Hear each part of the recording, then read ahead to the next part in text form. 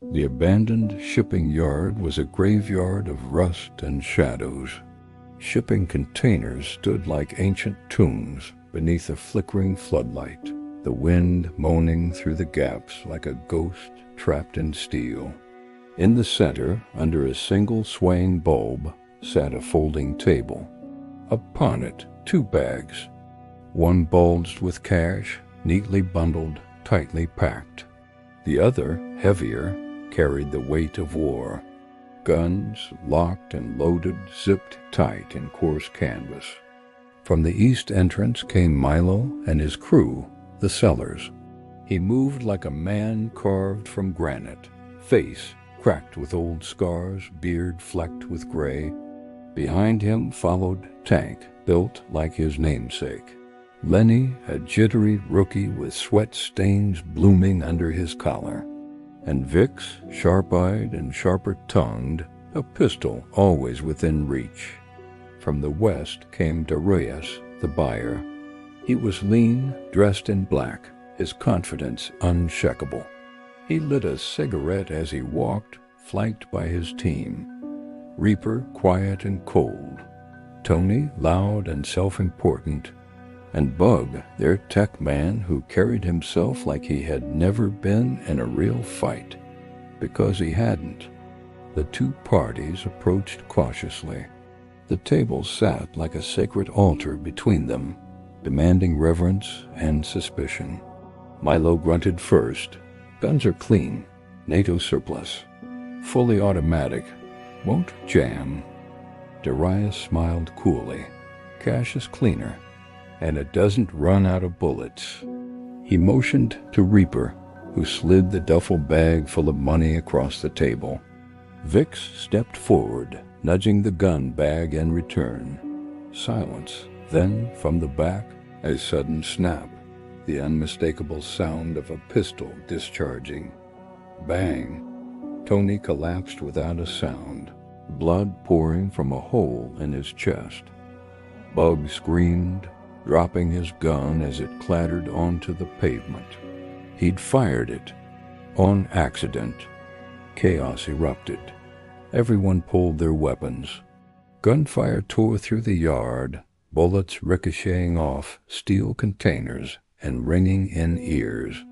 Tank let out a roar as he tackled Lenny behind cover. Reaper took a round to the throat, collapsed with a grunt, and didn't get back up.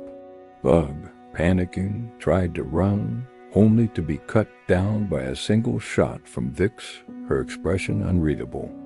Lenny tried to return fire but fumbled, his gun jamming uselessly. "Milo, help!" he cried, standing just in time for a bullet to blow out the back of his skull. Tank surged forward in rage. Darius calmly turned and put a bullet between his eyes. Milo shouted, charging across the field of corpses. Darius rolled behind a rusted forklift, vanishing into shadow. Now it was just the 2 leaders, Milo and Darius. The yard had gone silent, save for the groan of wind and the occasional crackle of a dying electric box. The table remained riddled with holes. The bags sat between them like bait. So close, too close. Neither moved. Each believed the other had betrayed them. "You set me up," Darius yelled from behind the forklift. Milo barked a laugh. "Your idiot lit the fuse." "That wasn't a hit. That was stupidity." "Looks the same from where I'm standing." Silence returned, heavy as steel. Then, faintly, the sound of sirens, distant but unmistakable. A low wail rising in pitch, followed by the low chopper thump of helicopter blades. Darius heard it first. "We're not alone anymore." Milo peeked from behind cover. The yard's perimeter flashed red and blue, still faint, but getting closer. "Guess we're on a timer," he muttered. Darius risked a glance at the bags, the guns, the money, the exits, one behind each of them. He could run, but if he did, Milo would shoot. And Milo knew if he made a move, Darius would do the same. Both were frozen, guns raised, eyes locked. "We could have walked away clean," Darius said. "You could have had your guy holster his damn weapon." "I should kill you for this. You've tried," Milo growled. There was a long pause. Then Darius made a show of tossing his pistol out from cover. It clattered on the pavement. "Fine, no guns. Let's finish this like men." Milo narrowed his eyes, unconvinced. Slowly he stepped out, rifle still aimed. "You think I'm that stupid?" Darius raised his hands, smiled. It was worth a try. Milo pulled the trigger. The shot rang out like a final gavel. Darius stumbled, a crimson bloom spreading across his ribs. He dropped to one knee, gasping. Still he crawled, dragging himself toward the bag of money.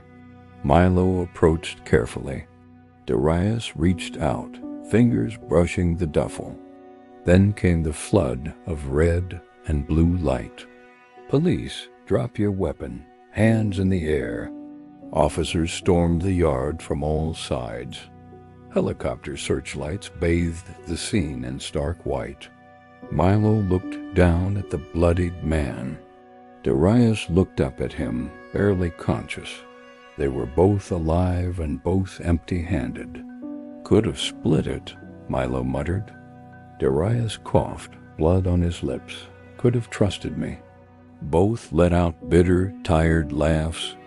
As Milo knelt and placed his gun on the ground, hands rising slowly, the noise of the police swelled around them. Radios, boots, shouted orders, and the distant thwomp, thwomp, thwomp of helicopter blades. The bag sat between them, untouched, cold, forgotten. Above, the wind screamed,